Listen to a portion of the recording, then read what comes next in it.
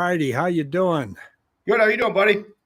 I'm broadcasting from the Rick Helps Real Estate Traveling Office in somewhere Idaho.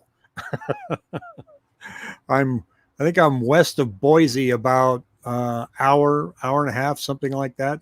So, and then off to Pendleton, Oregon tomorrow. Then Easton, Washington, Easton, not Eastern, although they're both in Eastern Washington. Then the final leg is Monday morning. So it's been an Nice. interesting trip. I was telling you before the show, I saw this semi truck swerving into the left lane, going head on with another semi coming up northern Nevada. And then right at the last minute, he swerved over. And then he started scraping in the shoulder, kicking up dirt, swerves over again in the left lane, comes back the middle, slows down to 45 miles an hour, then starts going 90. And I think I finally caught up with him. I wasn't trying to catch up with him, but I did. And I just think he was falling asleep. Yeah. Yeah. You just never know Wow. what you see out in the middle of nowhere. So I thought I'd share my look. I got a 2 camera show going on here today, Pat. So I'm here, and then this is the official office of the Rick Helps Real Estate Traveling Road Show here. So it's my going to be my humble abode here for a while. But um, I wanted to talk about. We're going to get into the numbers in a little bit, and then stick with this audience because we've got what we think is just some fantastic news that we're going to share with you a little bit down the road. Yes, that's called a hook. And, so that's You're what we're calling it going to. like it is. That's right. We don't beat around the bush here. So, and I see you survived from hijacking my password and logging into StreamYard when I was gone. Yep. I've called my law firm of Dewey, Cheatham and Howe, and they're looking to see if they can issue a cease and desist. But I think we may just go ahead and let you run with it. So Yeah. that's The first show was a little sketchy, but hopefully I get better. It's definitely it is interesting without having you as a crutch. By my there's the mouse. well. But, I think it's got legs, and here's why. Fish for the audience that what you're going to be providing. Okay, here's what we were looking at last week. Here's what happened. And here's what we're expecting and keeping our eye on this week. And I think each week it's going to mhm. have a little bit of element of what's really going on in the market. So I'm looking forward to just sitting back and watching it myself. But let's talk about one of those things we're watching, and that is Yeah. the FHFA. Did I call that right? Greetings from Italy. We waited up to FHFA. Yep. Federal wow. Housing Finance Authority. Well, so they now a few months Wow. That's ago. awesome. Yeah, I know, isn't it? So a few months ago, they announced that they were going to give this tiered pricing for higher credit scores versus lower credit scores. Came out with this really confusing map, and it had no legs to it. Lenders were talking about it, but barely. And all of a sudden, it Hmm. turns into what people were calling the Biden Act, robbing Peter to pay Paul, and it ended up on all the networks. Some of the worst Yep. misinformation I'd ever seen. The program was awful. I give you that. But the Mhm. misinformation was terrible. And so what they do this week? They quit it. They They basically said, said well, we're going to knock out at least there was two parts with the LLPAs, the adjustments with all the credit scores and the little adjustment. But then in August they're going to adjust the if your debt to income ratio was over 40%, there's going to be a hit to that also. So I mean, the bottom line is that would have caused some incredible chaos in the mortgage business because incomes change as you're getting verification of employment, and incomes might change. You might be having somebody making $5,000 a month, but then their income is cut by the underwriter by say $500, and all of a sudden their DTI goes from 39 to 41 or 42, and all of a sudden you got a change in the fee structure. Last minute, you got to send out a new closing disclosure if you got a change of an eighth of a point or more in the APR. So I mean, the changes would have been just chaotic. Just that small little change would have caused a hell of a lot of chaos in the market. And it wouldn't have accomplished anything. No, no, no, no, But not. it to me, it's a glaring example of be careful what you're seeing because there's always devil in the details. I mean, Jackie sent me this morning, Pat, and she goes, I had two past clients reach out who couldn't qualify due to bad credit, asking, I heard Biden's allowing bad creditors to buy homes now. That's how That, that it's not when the the way it's. Federal Reserve lowered, yeah, remember the Federal Reserve lowered rates to zero? Did Yeah. you get any calls asking for a 0% mortgage? Oh yeah. I mean, you're like, yeah, I heard rates are at zero now. We were laughing about it, but it just goes to show you the misinformation. Because once again, you've got, you come across news articles that the media is playing off of this, saying, lenders are now, I saw news media saying, oh, now people with bad credit, are going to let their credit go because they get a better rate. That's nonsense. Nothing's Yeah, even changed. the examples given were $40 when you get into the weeds, Yeah. but they're, oh, finally, first time home buyers are getting a break, or people with low credit scores are finally getting a break. Not No, really. not really. They were No. just taking a program and making it very confusing for people like you. Yeah. Oh, yeah. Totally. And other clients. I mean, there's a piece that I pulled up on. I got here a couple days ago. They talked about the new LLPAs. I'm just going to try to summarize this real quick.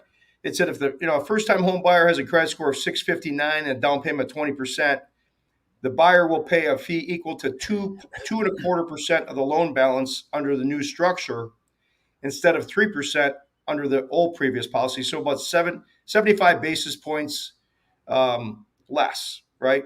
So it says on a typical $400,000 loan that the borrowers would save about $3,000 in closing costs. Now it says, meanwhile, borrowers in scores of say 680 to up to above 780 will likely have to pay a little bit more than they did under the previous system. So, I mean, basically, it said here a home buyer with a 739 credit score and a down payment of 20% will face a surcharge of 1.25% compared to 75 basis points. So, about a half a point more on a $400,000 loan, which equates to about $2,000. So, I mean, basically, it's misinformation. When you get something like this, you're always going to get some misinformation somewhere. And I don't think, this change. It's more of a major nuisance. It's cost. It's two to three, four, $5,000 in the whole pick. I mean, I'm being very flippant about this. In the whole scheme of things, if you're buying a $500,000 home, um, it might knock out those marginal buyers that are real tight. You get those tight. But the average person, if you're buying a $500,000 home, you might have a little more wiggle room. Does that make sense? Yeah, but I looked at the whole chart and I looked at the confusion of it, and all that's going on back in my mind is this accomplishes nothing. So I'm glad to see that they shelved it. Finally, some common sense came in there. People need to let go. This was not Joe Biden. I'm not, trust me, I'm not a Biden fan. I'm just going to lay that out there. But he didn't do this, and Yeah. so it was not what people were saying it was. And we've got One Real Vision. They basically gave breaks to the high fees to lower credit scores is Yeah. all. 2006, many lenders had equal pricing from 720 to 620.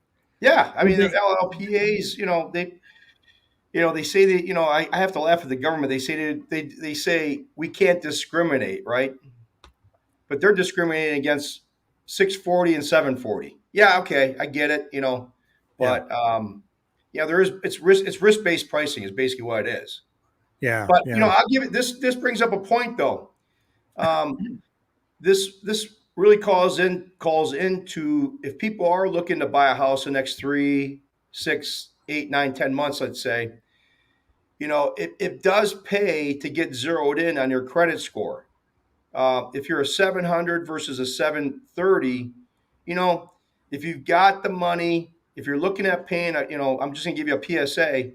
If you got the money to pay a credit card down, if you're up against those limits, if you owe 5,000 on a credit card with $5,000 limits, that's going to knock your score down, 20, 30 plus points. Because if you pay it off, that in itself, even though you might not, people say, well, I've got the money to pay the credit card. To the algorithm in the credit scoring system, it looks like you're under pressure and you can't, you're at your Yeah. ceiling. They don't have the ability to raise the debt ceiling like the federal government does. Well, now that's another thing. Before I get into the numbers, that's another thing I wanted to talk to you about. Because right now, there's so much discussion. Even Zillow came out today and said if the government defaults, we could see 8.5% mortgages quickly. Well, and I'm thinking, well, why did you even put that out there? Because they're not going to default. Because what is a debt ceiling? It's people in a room going, okay, we agree that we're only going to have this much debt. Yeah. All in favor say aye. And then when they get to that breaking point, okay, now we have to raise it. And they've raised it 75, 78 times. I think 78. 70. So what is it? It means nothing. And No. so they're not going to default. You're not going to have 9% mortgages. That's just, it's negotiations. It's fear. It's going to have the same bad connotations to it and everything else that we saw. And I think it's going to tamp down the market a little bit. And Betta has his debt ceiling as a suggestion. Yes. Yep. Yeah. But exactly. But they're not going to default on a suggestion. So, well, it's kind of like, real quickly, before I get the trains going through the head here, before the train stops at a different station, it's kind of like the Federal Reserve on the 2% inflation mark. Remember we talked about this about over a month ago, that this 2% number is like a number that they made up in a conference room 25 years ago. So I think it's an antiquated number, that 2% inflation number. Yeah, and I have no idea where that's going to end up, and we're going to talk about that in a little bit. But check this out, Pat. I got this morning. This is Open Door. See the blue line? Mm-hmm. Those are active listings. Wow. That they had. They finally got down to where you got 36 active listings and 13 under contract. They're finally out from underneath their big buying mess. Wow. But they have lost so much market share that they're no longer a factor in your appraisals. There's no longer competitors out there for you. Open Door is now, but keep in mind, I don't know what their situation is in Dallas, where they were also very big. And so it's an interesting number to look at. And good afternoon as well. So the other thing, though, looking at the CMI in these cities, they're still climbing. So they're in favor of sellers so much that we now have 6 cities over 200, which means multiple bid situations will be getting more commonplace. So you look over 200, we've got Avondale, Gilbert, Phoenix, Fountain Hills, Glendale, and Chandler. Look at Chandler again, 251. Wow. And so what that means is this chart is going to change.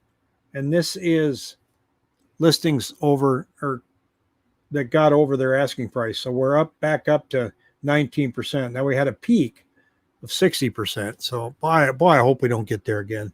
I know. That was just crappy for everybody. Yeah, the year of the buyer beatdown.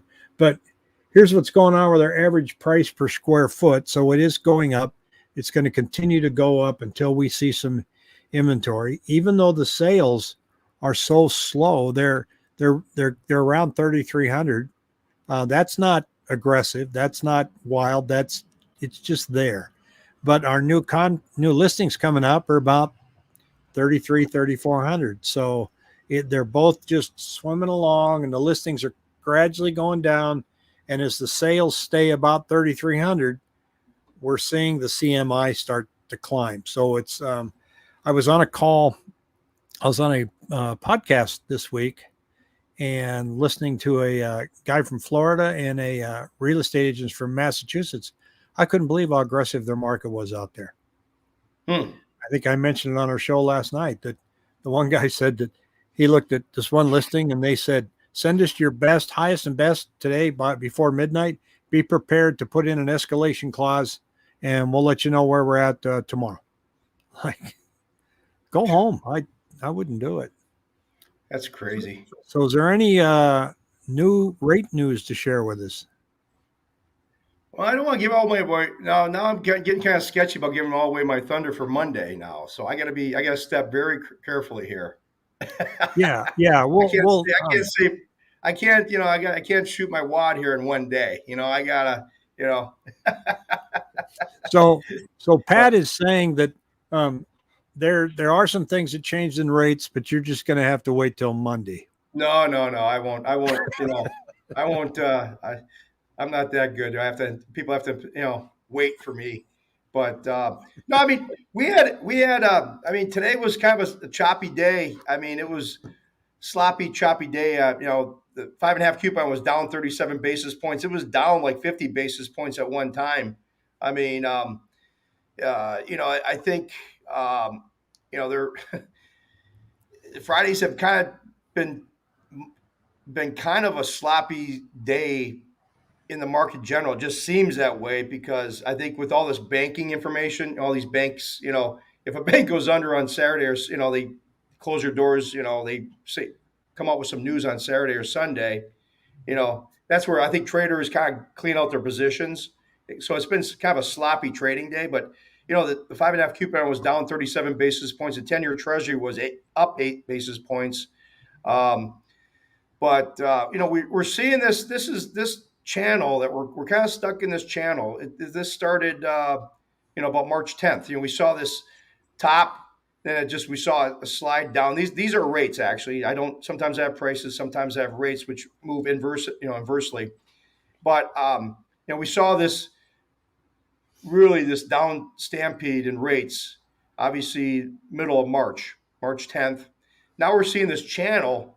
So, I mean, we've been kind of stuck in this channel, here since really about March 10th to March 11th. So you're almost looking like 2 months. And, Barry Habib, which, from MBS Highway, basically said that there's some things. He talked to this one gentleman, Lacey Lunt. I guess this guy is one of the best performing bond funds of all time. He's good friends with him. And actually, I'm going to try to get some more information on this, but he said that he agreed with Barry's forecast with inflation and mortgage rates, and that he's sitting on a winning hand in terms of what his predictions are in terms of rates. He goes, there's a couple of things that this guy brought up. He said, used cars prices are moving, lower for the first part of May. We saw hotels and restaurants declining at the same time. And he said that obviously that's kind of a tipping point for both the economy and where rates are going. And he said that, the COLA, the cost of living adjustment, is anticipated to drop. And they said that their economists are believing that inflation will drop to 3.3% in September. So bonds have been kind of stuck in this trading range, which is a good thing. Like I said, we had kind of a sloppy day today, but overall, it's the trend is your friend. And I think looking out the next couple months, I think things are starting to turn into a trend now. We're past the days of this boiling pot of inflation. Everybody knows it's still there. Don't get me wrong. They said that eggs were up 20% last year. Now they're only up 0.4%. So they're still up, in prices. But it just seems like the pressure cooker is kind of easing a little bit. Yeah, I agree with you. And there's not too many shocks left in the system, but there's also all the bad banking news tends to show up on Saturday morning. So we'll see what happens tomorrow. Is tomorrow, today's Friday. See, when you travel, you just have no idea what time it is.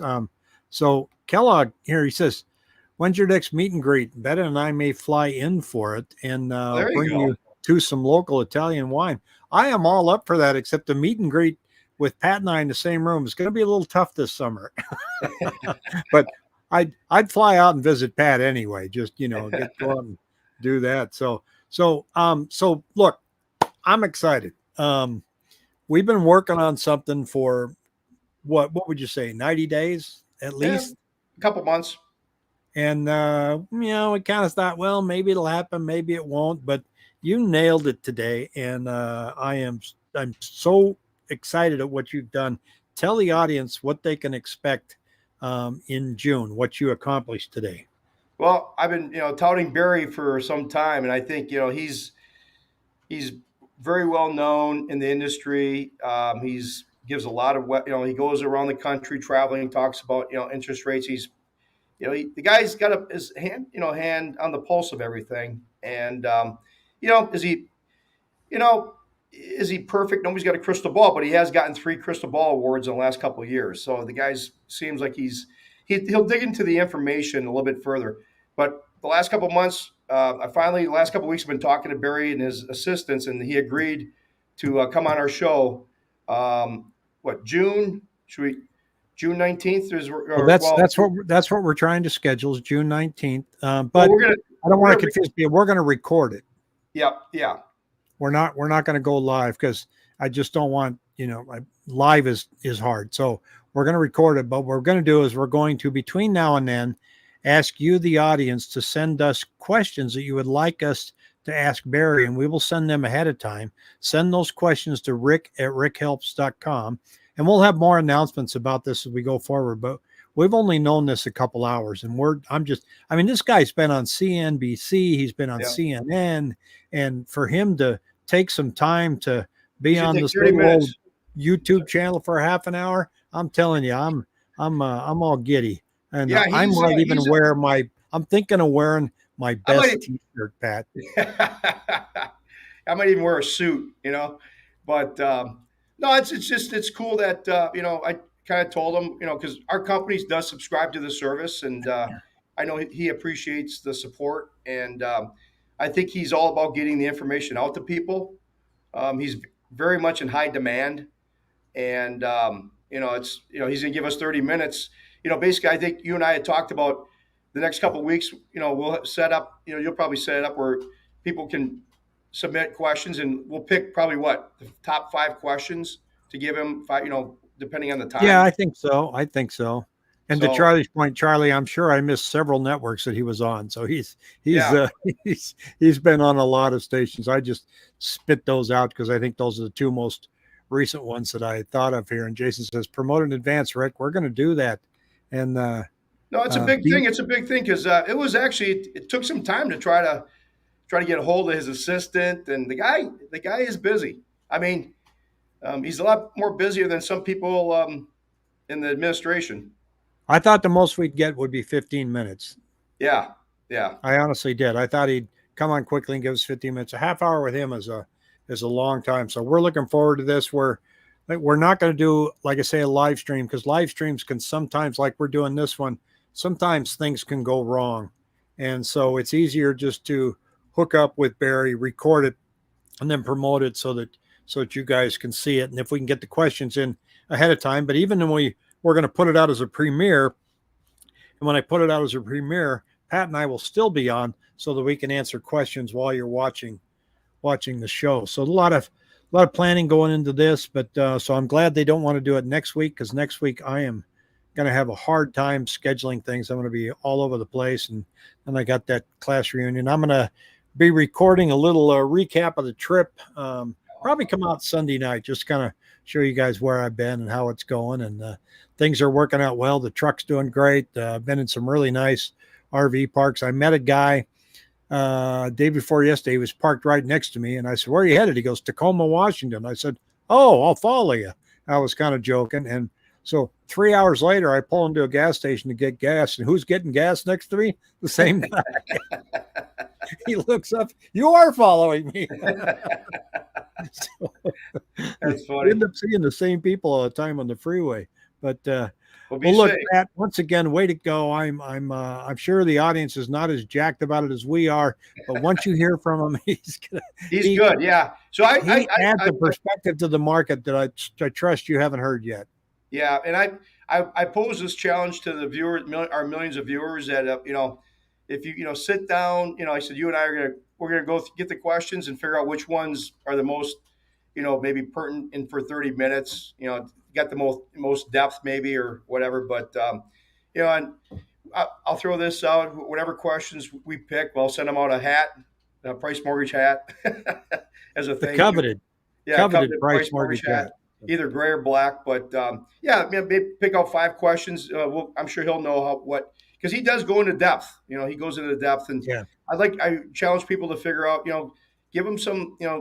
Think hard and come up with some good questions. Yeah, it's going to be fun. So, well, Pat, you have a fantastic weekend. I'm going to switch over to my high-end studio camera so I can say Yeah. goodbye, everybody. And have a I jumped that gun there.